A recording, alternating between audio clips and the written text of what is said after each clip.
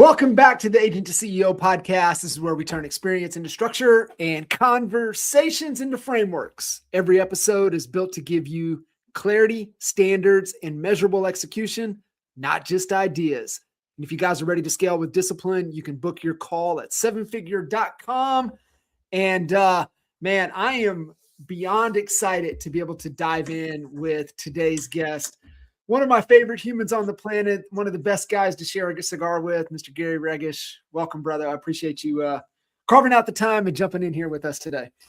All the time. Too kind, my brother. Too kind. Thank you. Man, you know, one of the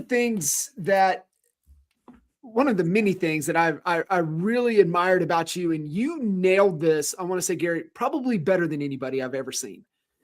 And I think it's a fault of teams and team leaders and brokerages. They try to cater to everybody. And therefore, you know, it's real hard to excel at anything when you've got, you know, agents at all different stages. And you absolutely nailed the avatar, the value proposition, the promise, how you can deliver on the promise. I'm going to go out on a limb, better than anybody I've ever seen. And so there's so much to take away from that. I don't know if you and I have even talked about like where that even came from, how you even started it, how you landed on this avatar. So I would just love, maybe take us back in time. Like when, you know, you settled in, you're like, this is who I am meant to serve. And this is what we're going to build around. Here we go. Yeah. Well, gosh, boy, I haven't thought about that in a long time, but man, blast from the past for sure. I remember it like it was yesterday. Truthfully, I was a new agent. I had only been in the business for probably about a year and a half. And the broker of the company that I worked for at the time, he was a team leader and his focus was in recruiting agents. And I remember the brokerage had 12,000 square feet. And they were just hammering the recruiting game. And I remember his office being loaded. I mean, a line around the corner from agents that needed to get his attention and needed help. And I remember talking to him and saying, gosh, Mark, you know, what's your goal here? Because, you know, you're bringing on new agents like crazy. I said, what's your objective? And he says, well, you know, I want to have about 350 realtors. I says, out of curiosity, out of 300 to 350 realtors, how many of them do you think would be seasoned realtors that actually meet contract? And he said, probably 100. And I looked at him and I said, you have 12,000 square feet here because you need the space to house them. Now, back then, most realtors came to the office. You know, you didn't have a lot of home office realtors 28 years ago. And I said, you need all this space. Most of them aren't producing. You know, they're hanging out by the coffee cooler, you know, I mean, drinking your coffee, you know, making long distance phone calls, using your toilet paper, right? I mean, it's just crazy to me. Wouldn't it make sense to just go after 100 seasoned agents that all meet contract? And then you can have a space that's only maybe 7,000 square feet and you can cut your overhead. And he goes, I don't know. He goes, but then, you know, you can't say that you're number one. And I said, well, what's more important to you, to be number one as far as the number of agents and the number of transactions, or to be number one in the form of profitability? And that's where we had a real disconnect between the two of us, because I was all about, let's be number one in profitability. I don't care about the bragging rights. You know, I care about the longevity of the business. I care about, you know, growing the company so that at the end of the day, I have something to sell. I have balance and I have a solid company with agents that aren't just jumping ship left and right. Where did that, you know, focus on profitability, the business entrepreneur mindset, where did that come from? So I use it's like most realtors. You know, we don't wake up one day and say, I want to be a realtor, right? Very few people. Very few. Yeah, that's not typically their career choice. And it wasn't mine either. I owned an upscale optical boutique and a wholesale optical laboratory. And, you know, I made eyeglasses and I sold the high end. And back in the mid 90s where everybody else's high end capped out at $200 for a pair of frames. My low end started at 200, went up to $5,000 for Cartier frames, gold frames, with diamonds and rubies, and it was all about the bottom line. So I came from a business environment, came from a direction of profitability, and most realtors don't come from profitability. Mm-hmm. And I don't know if it is because realtors always have to sell themselves, whether they're competing for a buyer, to choose them over another realtor, or a listing to choose them over another realtor, that, it's all about me and ego and why I'm the best. And that translates into, I have to be number one. And most marketing is, I'm number one in this, and I'm number one in this, and I'm number one in this. And I never see any ads that say I'm number one in profitability. Yeah. Yeah, that would be the ad to go after.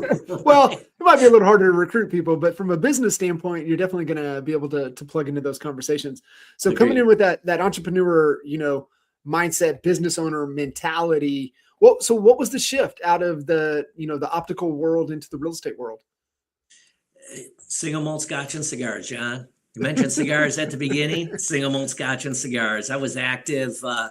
With the local Rotary group, the Chamber of Commerce, the Central Business Association. And one day a buddy of mine over single malt scotch and cigars at a nice restaurant, in Northville, Michigan, he was a contractor, and he talked me into going in halves with him to start fixing houses to flip them. And at that time, it was really difficult to find agents that could really dial in on hey, if we paid X for this house and fixed it up, what could we truly sell it for? And they had ranges 15, 20 grand. Well, when you're flipping houses back in the 90s, if you have a 15, 20 grand range, if you're off, you could spend 3 months fixing up a house to make $2,000, and after taxes, you're working for beer money. Yeah. So I remember that day too, because I was standing in the middle of my optical boutique, and I was talking to this lady that owned the real estate office right next door to me. And I kind of got on her. I'm like, man, you got to tighten this up. And she got frustrated. She says, doggone it, Gary, why don't you just get your key? Why don't you just get your license? I'll give you the key to the doggone office, and you can get on the computer yourself. And I looked at her and I said, well, what do I need to do that? And the rest was history. After that, I just started making money in real estate, and I started looking sideways at the optical boutique. Yeah, that's fascinating. And you're spot on. There's so many people that kind of default or back into the industry, then get into the industry with intent, to actually go build something. So obviously that experience and talking to the broker, 350 agents, 100 are going to sell, but we want to be number one. And you're coming from the sense like, this is a business, bro. We got to make profitability. And so that's what we're going to focus on. When did you really start to be like, okay, this is who I want to serve. This is when I want to start building. Kind of talk us through that journey when you're starting to see like under the hood of what's really happening in this industry. Sure. So, and that's a great question too, because, it really, before I opened up my brokerage, I was really able to see the mentality of most of the realtors. And I was able to zero in pretty quickly on the fact that $2 to $10 million a year producer, those were the agents that were not overworked. They were only closing 2 or 3 deals a month. So they had flexibility of schedule. They could spend time with their kids, be at their kids' ball games and what have you. They weren't overworked, and they were happy. And again, just like, we're always focused on being number one, most brokers have this thought process that a realtor needs to strive to make $300,000, $400,000, $500,000+ a year, $1 million in GCI. And, most people, that's not their goal. Most realtors just want to make a good living, right? I mentioned earlier when you and I talked beforehand that, dental hygienists, work 50, 55 hours a week, making $40,000 to $50,000 a year. So if that dental hygienist can get into this industry and make 6 figures and cut the hours that they're putting in half and be at their kids' games and their school trips and everything else, that's a huge win. That's a huge score. And they're happier because they have more quality of life. Yeah. I also found that those top producers, they have an ego, man, and they're just not happy until they're getting everything, for free, because they feel that they bring credibility to the office. And there is a lot of truth to that, but again, when you take a look at, if you have 100 agents and they're all producing, the number of transactions per realtor becomes much greater. So you can be number one without a doubt with having, an office filled with 100 agents that are just middle of the pack. The top producers have everybody going after them, which just fuels their ego even more so. And most of these brokerages are offering them free. Come work for us for a year free, 2 years free, 3 years free. And all that does is decrease the profitability. And what happens? That agent comes to you and says that, hey, look, I've got these 2 brokerages offering me 2 years free, match it. Otherwise I'm going, so you just don't want to be in that zone. The brand new agent, they're labor intensive. 1 out of every 20 actually make it. That means 19 of them are going to drain your time asking, what do I put on this blank on the purchase agreement? And they're just not going to become successful and yield you any revenues whatsoever. So that's what prompted me to let's focus on this middle tier. And if those agents all know what they're doing, that middle tier, and they're good at what they're doing, they know how to negotiate. They know how to do, how to write contracts. They know how to negotiate the home inspection issues. They just need their broker when something really is going south. Well, if I don't have that lineup of brand new agents standing at my door all day long, I have the time to spend with those middle tier agents. And most brokers aren't spending the time with them because their time's all catering to the top producer or catering to the brand new agents. So it's easier to keep that middle tier and grow your company.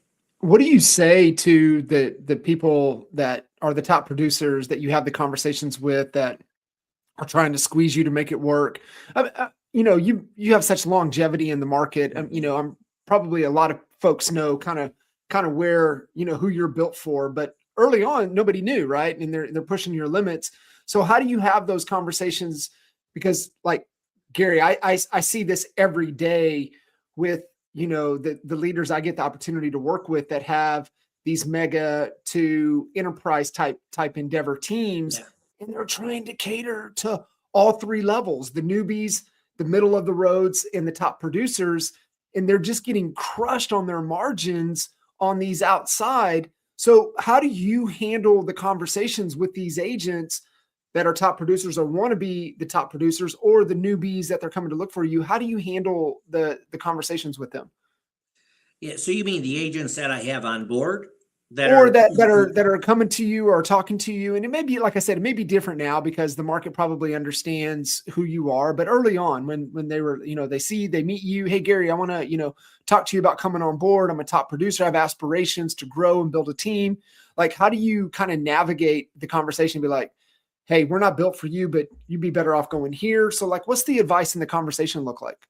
Yeah. So, that's a great question too. And it's an easy answer, right from the beginning, when I would sit down with realtors, when I was just setting the appointment with them, I would let them know that I just want to spend a little bit of time with you. I want to talk to you. I want to see if we'd be a good fit for each other. And, and right out of the box, the top producers are a little bit like, what do you mean if we'd be a good fit for each other? Right. Because, I'm interviewing them just as much as they're interviewing me.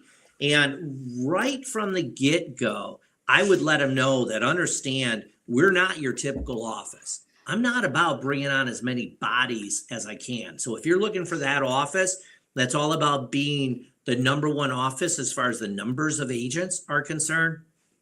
That's not us. That's not what we're all about. It's all about go fish and go on to your next interview, right? That's not who we are. I also let them know that I'm not looking for realtors that are going to step over their mother for a deal. Back then, my number one goal was to have quality. And it was really important to me not to be taken before the board for violations, whether it be ethics or professional standards or lawsuits. And I have to tell you, 27 years later, I'm proud to say that my office has never gone before the board for a grievance or a professional standards violation that we've lost. We've never been engaged in a lawsuit. Okay, 100 agents, 27 years, you find me another office that can fly that flag. So I was really particular. If agents had that reputation of stepping over their mother for a deal and it was all about them, I would just call the interview over. Just let them know we're not going to be a good fit. I mentioned at the beginning that we're meeting to see if we'd be a good fit for each other, and I don't think we are. Yeah. And it's all about being honest and truthful. Why waste, wasting their time is wasting my time. That's so good. And I mean, kudos to you, because that's all leadership. The reason that, you've never had any incidents is 100% back to, your leadership and, your leadership style and creating that culture that we do the right thing no matter what. And you're right. It goes back to the hiring process, and everything can always be traced back to that. You missed with somebody, it's the hiring process, or you skipped something in the hiring process, but it could always be drilled back down exactly to that. So when you were like kind of going into this process, like, was there any, start to get real clear? Hey, I don't want newbies because I saw that with a line out the door. So I'm like, I don't want to mess with those individuals. I get to the hire. Now I'm having, commission conversations. I'm, having to hear, they're trying to use me as a negotiation tool to be able to do those things. And so where you kind of settled on your 2 to 10, is that when you started like, okay, what do these people value? What do they need? What do they want? So you start layering out your value proposition. Can you kind of talk through the process? Because this is really, really valuable for folks out there listening, because the goal should be profitability. And what's going to be, the segment of your customer base for you, your customer base, when you put your, broker owner hat on, is your agents. And so how do you go about navigating, what they value, what they need in your value proposition to them? Yeah. So a lot of that evolved over the years. Sure. Right. Because you have different people, different personality, different needs, wants. And the number one thing that I found over time was these agents just want a broker that they can go to that can help them when they need it, because they know how to write a deal. Like I mentioned earlier, they know how to handle a typical transaction, but they want to be able to go in and sit down with a broker and not feel stupid, not feel rushed, and have a broker help them through this. One of the advantages that I've had, I mean, gosh, John, when you and I first started talking, when you were coaching me, I remember as a broker, I was doing 15 million a year in production. Personal production, right? Because it was really important for me, for the broker to be in the front lines with the troops and know what they're going through. And I remember my goal was to get up to doing 20 million, and you helped me with that. I mean, I consistently closed about 26 million a year in production now, close personally. So these agents, really, it's almost like them sitting down with the coach. I mean, they're coming in, they're doing 5 million a year, and they're sitting down with the broker that's doing 26 million a year. Yeah. And, so I know what they're going through.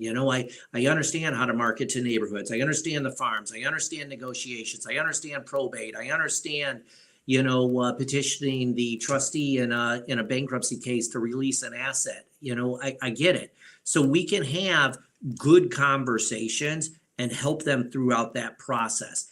And they have access to me. My phone never, if they call me today, they're going to hear back today. Unless it's after 8 o'clock at night, they'll hear back the next day. Right. So, accessibility and knowledge has been key. Yeah. And obviously, especially growing and kind of where you were, I mean, in the trenches with them side by side was so valuable. And even thinking, kind of where we were, because we were kind of in the middle. We didn't know what was going to happen when we got into the 20s. But as we were leading up into that way, I remember you did it might've been the Christmas party, and you really, around your core values and around your value proposition, on the things that, the agents, like you said, like you were talking, the support.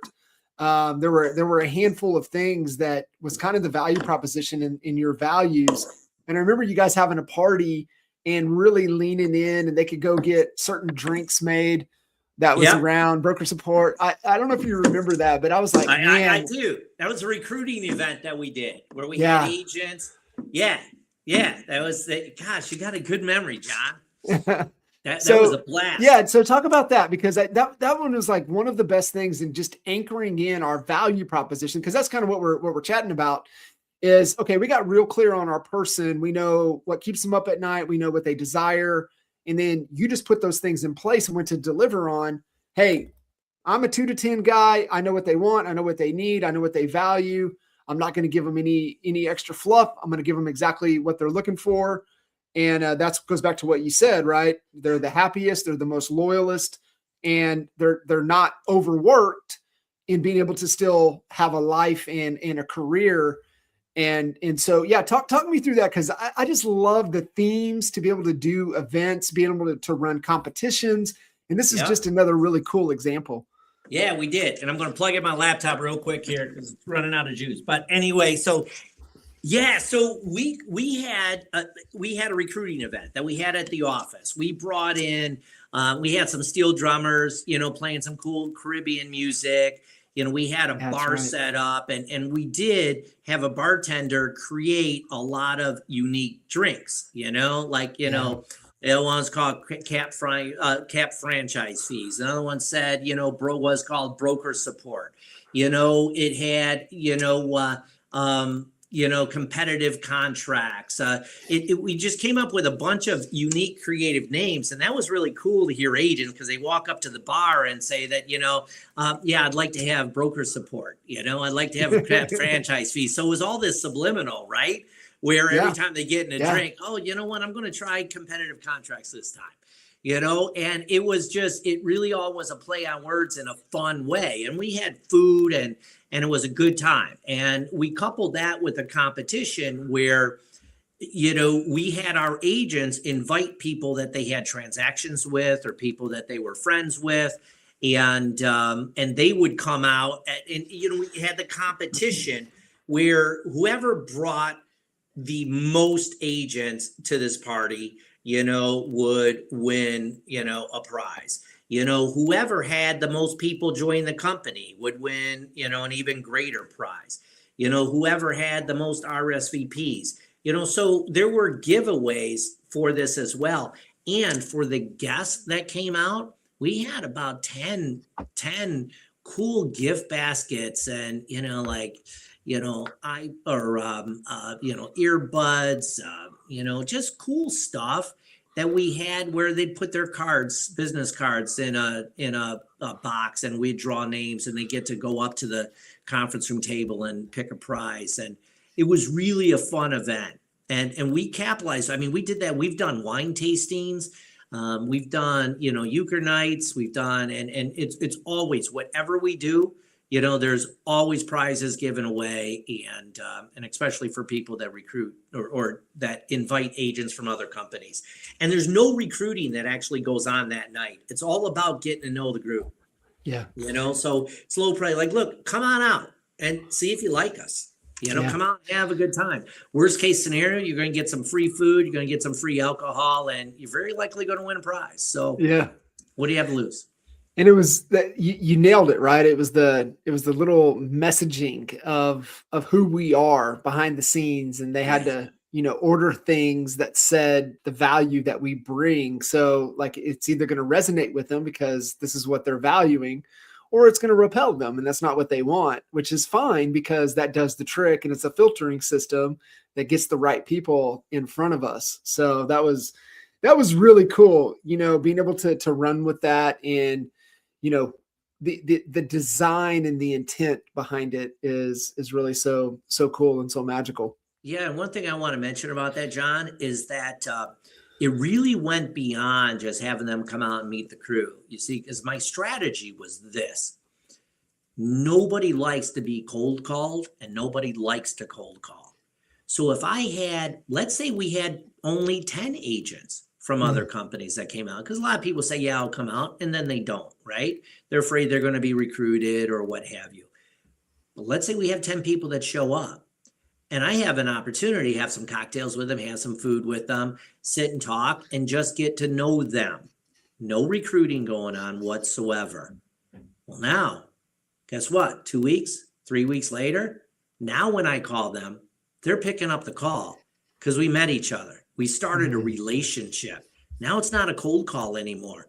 And it's a heck of a lot easier for me to get that appointment and sit down with them and take it to the next step once we've already established a relationship.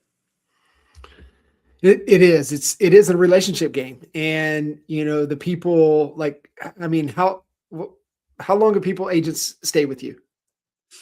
My attrition rate is incredibly low, incredibly low. So, out of, we maybe average, losing people, maybe, 1 to 2 a year at best. Out of 100. Keep in mind, everybody listening, that's only losing 1 or 2 agents out of 100 every year. That's just from, seasoning out of the business to transitioning to another market to, you're in Michigan, man, you got some snowbirds, say, hey, Gary, I love you, bro, but I'm going 100%. South. Right. So it's like 1 to 2 a year out of 100 is unheard of. Yeah. It's not a lot. It's not a lot. And I'll tell you that just in the last 12 months, we have had 5. When I say 5, so if we have a team of 4 people, okay, we count that as 1. Okay. So we have had 5 agents that have left to go to what they thought were greener pastures that have come back.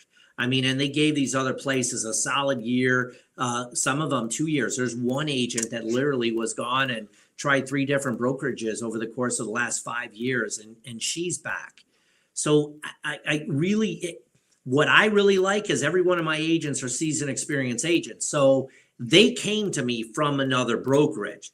So like one particular team came to me from Coldwell Banker and a local Coldwell Banker office. And the name is not relevant. But when she left to go to a different brokerage after coming to me, she then, when she was not happy with that brokerage, she didn't go back to where she started at. She came back to me. So that just shows that we're doing something right, where when they leave, they miss what we have and they come back. So that's probably what I'm the most proud of is we've gotten so many agents back that have left to go other places. And I can't fault them for trying other offices.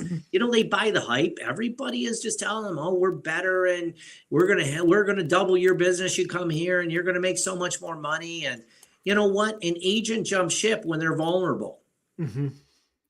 My job is to help them create consistency so they aren't vulnerable. What does that rhythm look like for you? This stage of your career, like what is that cadence for you as a leader, being able to connect with, the entire brokerage? What does that rhythm, monthly, weekly look like? Yeah. So you know what? First, you got to, we tend to spend more time at work than we do with our own families, right? And we talk about our families, how communication is so important in our families and staying connected, yet we come to work and it's all business, business, business. Well, it's the same thing. It's our work family. So it's about making sure that we're staying in communication. You have to carve out time. If an agent's a home office agent, you need to make sure that you're calling them once in a while to check in. They're in-house agents stopping by saying, hey, how you doing? What's going on? You need anything? Is there anything I can help you with? You got any challenges? Staying connected, staying in communication, and listening for the pain, okay? Because, the people that are good-spirited people are going to say, yeah, it's good. Everything's good. Yeah, everybody's good. But, after going 3 questions deep, you start to recognize some pain points, and you have to be in tune to that. It's not about going through the motions. You have to really listen to them. You find their pain points. Now, how can you help them with that? Yeah. Right. Yeah. And does that allow you to connect with them when you need to connect with them? Otherwise it's one to many. Do you just kind of like eyeball, like, man, this person's been kind of ghosting for a little bit. Let me reach out. Let me see what's going on.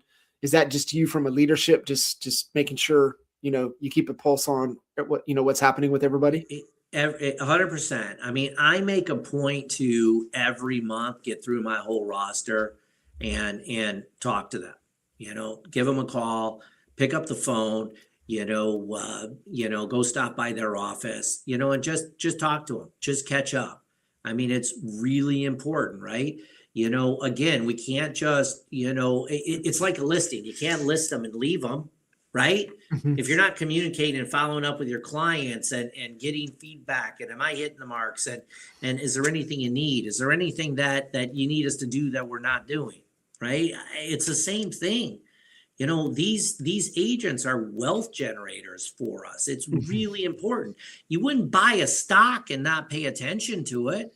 You just wouldn't do it. So, I mean, this stuff really isn't that hard. It is, but I can respect that it is the hardest, easiest thing to do because we get so wrapped up in day to day that we don't pay attention.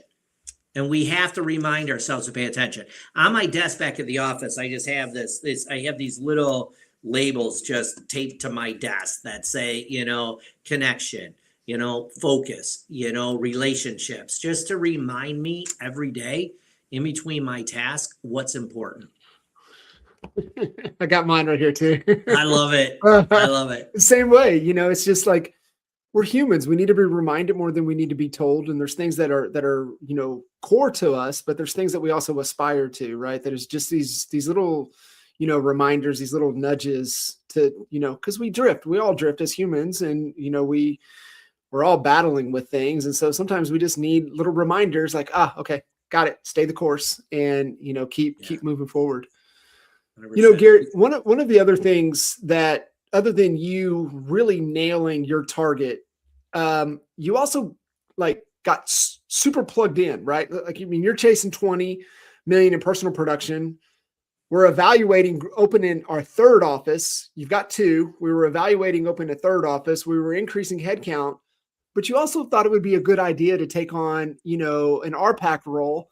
And arguably, nobody's ever raised more money for RPAC than you. Like, they would just wind you up and put you on stage, and you would just generate money.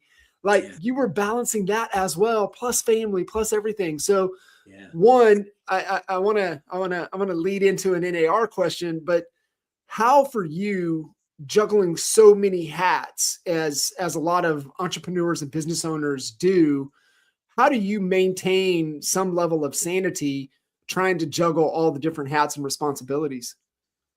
Yeah. So I'll tell you. And one thing you left out as president of the Michigan Realtors, the state association, and but I'll tell you, it's the day before vacation mentality, right?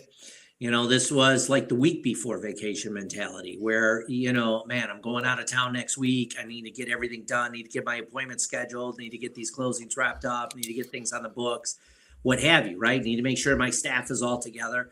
Well, the reality of it was when I was that busy and I was traveling everywhere, every week was the week before vacation mentality. And whereas I was really nervous about how the heck am I going to handle this? Is production going to slip, and what's going to happen? I actually had my best years. I increased production because I was focused. Now what's the message that I walked away with? I was like, God, dummy. How come you just don't focus like this all the time? Why do you have to have something like this going on to force the envelope? And it's because, we get comfortable. We get complacent, right? Hence why on my desk, I told you about that one that I mentioned, focus, right? Yeah. It's all about focus and living life on purpose. So coming in and having your goals and just attacking it. I have on my board up here too, I have my mind maps, that has, what my goal is and every step I need to do in order to get there, and the 4 Ds that I have: dump, delegate, defer, and do, because I had to learn that when I was busy. Can't do it all. What am I going to do? What am I going to dump? And just, man, this is not worth anybody's time within my team. What am I going to delegate to somebody else? Right. It's not that hard, but as humans, It's like exercise. We all know we have to do it. I know you're a big marathon guy, man. Yeah. You didn't start out that, I just really like running, so I'm going to do it. It didn't happen. There was a motivation there that got you going. And there was a lot of days that you just didn't want to do it, guaranteed. Right. So it's the discipline, it's the focus. And yeah, there it is. And I think that's with anything, right? It's like, there's more days that I don't want to do it than I actually do. And it's, I mean, that's just even, the day to day, even doing what you love, there's still days that, you don't even want to do that as much as you love it. And I love that mentality when it comes to time. Day before vacation mentality, week before vacation mentality. That's how we operate. That's how we think, because you only do the things that absolutely are critical, that matter on the days before vacation. And that's the focus component, right? And I had I think you'll appreciate this story, Gary. I think you probably remember Ryan Smith down in Temple, Texas. He was in Mastermind with us. And so just had the opportunity just to reconnect and working again with Ryan and his team in Temple. And he connected me with one of his mentors, a gentleman in the Fort Worth, Dallas-Fort Worth market, Chad Smith. And Chad shared some videos that changed his life back in 2004 with his pastor. And he shared those 4 videos that absolutely, that changed his life. And I can see why after going through them and listening to them. And I've listened to them all a couple times now, but he has this one concept that he talks about, the home run man, and what it takes to round the bases and get home. And he's like, you got to have vision to get to first base, right? If you can't see it, you can't have it. You just talked about it, right? The vision, what we see, what we're in pursuit of, the things that we're in pursuit of. And, with the vision and if you have any type of personal development, right, you invest in yourself in personal development, you're going to figure out a vision. You're going to be able to get to first base. Yeah. To your point though, what does it take to get to second? And he said, the only way you get to second base, and he goes, very, very few people. And he's speaking at, to a, men's group in these videos. And he said, very few can get to second base. And you think about that even in baseball, like Hall of Fame, like what you get hit 3 out of 10 pitches, you get on base 3 out of 10 times, you're in the Hall of Fame. So getting to first is vision, but to get to second is your word. It's focus. Like you can't even get to second base without focus. And I'm like, gosh, dang, man, that is so true, right? We hear signal and noise, lock in on where you're trying to go, eliminate the noise. But I think a lot of people miss what your mentality, how you operate. It's that I'm leaving for vacation for a week. Like if it doesn't get done today, it's not getting done. So what has to get done? I have to focus. And then to get to third, which very few people can get to third, but to get to third, you got to have tenacity, right? So even thinking about like when you were pushing through and you were wearing 7, 8, 9 hats at a time, right? Father, husband, business leader, real estate agent, leader, responsible for, raising money for, this industry, also representing the state. Like, I mean, there's 7 hats right there. And, and so you don't do those things at a high level without absolute tenacity to be able to push through. Right. But the thing to get home, right? The only way you get home, and he talks about it, is sometimes you just got to have faith. And I think, even like when you were going through and working together and a lot of unknowns, and we've all experienced it, right? Sometimes we just have to have faith. And it's just a good reminder. But when you were talking about focus, it reminded me of, listening to those conversations. Love it. That's powerful, man. So good. So Gary, talk a little bit. I want to kind of sidestep a little bit, but kind of a little bit of talk, because you spent so much time in the leadership, levels in this industry. Like I said, I don't think anybody's ever raised more money than you have for our pack. Like where's the health of the industry? Where do you see us going? What's the trajectory? Obviously you have your crystal ball there in Michigan with you. But I do. Where are we heading in this industry? So, here's my opinion. And with everybody I've talked to and dovetailing on, Lawrence Yun, chief economist for the National Association of Realtors, the market is stable. It has been stable. And, we historically, interest rates around 6% historically are a great market.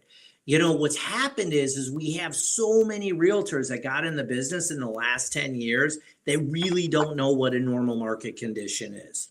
And, they're really not very good at negotiating. So what I mean by that is how many times were agents telling buyers, you just need to come in strong, come in higher, give them appraisal guarantees, and oh no, don't even think about doing a home inspection because it's not going to happen. You're going to lose this house, right? So don't do it. And if they do a home inspection, it's got to be pass fail. You gotta walk away if you're not happy, which is the craziest thing ever. Because I know if I'm a listing agent, somebody's doing pass fail. If something's legit, I want my sellers to have an opportunity to take care of it, right? Let's hold the deal together. Let's not walk away. And, so we're in a position where we really have to re-educate our realtor and get them back to, the core industry and the core principles of that. But as we still have a shortage of inventory, but houses are starting to sit on the market longer. We're in a real anomaly as far as pricing. What I mean by that is normally we cycle between 3 different market conditions, right? A buyer's market, a seller's market, and a stable market. But we're not in either one of those right now. It's an anomaly because interest rates have gone up a lot higher than the 2.75%. So buyers are paying $1,000 more a month in interest alone for the same house that they would have bought 4 years ago. So if a house is overpriced or in poor condition, they're just not going to move forward on it. It's going to sit on the market. So it's about, pricing these houses right. But houses in great condition, still priced right, are generating multiple offers. Mm-hmm. So that is just going to balance out our market a little bit more, causing, prices to stabilize. And we need that. We need that market condition. We're going to have a strong market. First-time home buyers, that younger generation, they're buying houses. They're making that work. It's the older generation that need to downsize, need to get from the colonial to the ranch, that we have to figure out that component. In Michigan, we're working with our legislature on having those elderly people be able to carry their tax base with them so they can buy that next house and keep their taxes the same, as opposed to escalating. In every market condition, John, man, 27, 28 years, I've been through COVID. I've been through 9/11 and anthrax scares. I've been through the blackouts. I've been through the .com, crash. In every market condition, there are people buying and selling houses. Yep. And there's only been one time since the Depression that property values took a dive. And that was, 2007. And that was because the banks that don't want to be in our industry dumped all those foreclosures on the market at the same time. Once they learned to sprinkle them, the market started to stabilize. So we're not going to have another market condition like that. It's just, but we are going to have a stable market. We're going to be good to go for at least the next 5 years. Yeah, I agree with you. And, if we can just kind of lock in, right there at the 5-6 rate, I think we're solid. I love that idea, right? Just to maintain affordability, especially for the largest, generation that has money and owns homes, to be able to, make that, maybe that final transition and not get, hammered to death, in the process, I think is really key. Agreed. So Gary, as we kind of wrap up, for you kind of at the stage of your career, what's most important? What does winning, mean to you, right now and moving into the future? Wow. That's a powerful question. Next year, now you start getting, I'm 59 right now. So now's the time, whereas before I was really in growth mindset, and I still am, because you don't want to go backwards. So, but I would say that whereas before I was exclusively growth mindset, now it's more of a balance of growth mindset and I don't want to say exit strategy, but it's all about establishing the consistency and the continuity of the business, so that when that time comes, if it's 10 years down the road, we have an office that, as the older population retires or relocates, we're backfilling with that younger generation of like-minded individuals, so we're not starting all over again. If there's one thing that weighs on my mind a lot is we tend to just go through the motions, not thinking about what that future is going to look like. And in this business, if you're not constantly recruiting, the day's going to come where it's going to be like you're starting a brand new business all over again, because you haven't backfilled and you haven't continued to build. So, it's all about keeping a pulse on how the younger generation is doing real estate. And I think the key is getting that younger generation, as much as we need the older generation. And for years, we've been pushing the older generation to embrace the new way of doing things. That younger generation needs to embrace the old way of doing things as well, because there's, the real estate game hasn't changed. It's still a people business. Technology's changed, but the people business aspect of it hasn't changed. Yeah. Still trust-based, right? Yeah. And that's where the human connection to maintain and consistently build that trust is key. Yeah. Spot on, brother.